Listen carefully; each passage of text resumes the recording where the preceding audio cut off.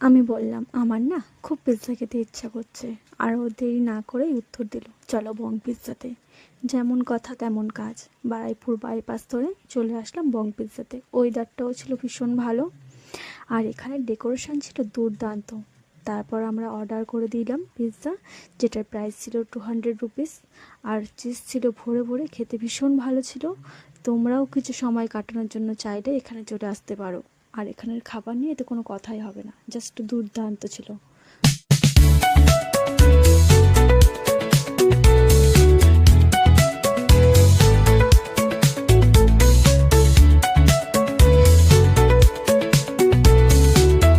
আমি বললাম, আমার না খুব পিৎজা খেতে ইচ্ছা করছে। আর ও দেরি না করেই উত্তর দিল, চলো বং পিৎজাতে। যেমন কথা তেমন কাজ, বারাইপুর বাইপাস ধরে চলে আসলাম বং পিৎজাতে। ওয়েদারটাও ছিল ভীষণ ভালো, আর এখানে ডেকোরেশন ছিল দুর্দান্ত। তারপর আমরা অর্ডার করে দিলাম পিৎজা, যেটার প্রাইস ছিল 200 রুপিস। আর চিজ ছিল ভরে ভরে, খেতে ভীষণ ভালো ছিল।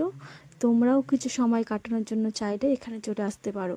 আর এখানের খাবার নিয়ে তো কোনো কথাই হবে না, জাস্ট দুর্দান্ত ছিল।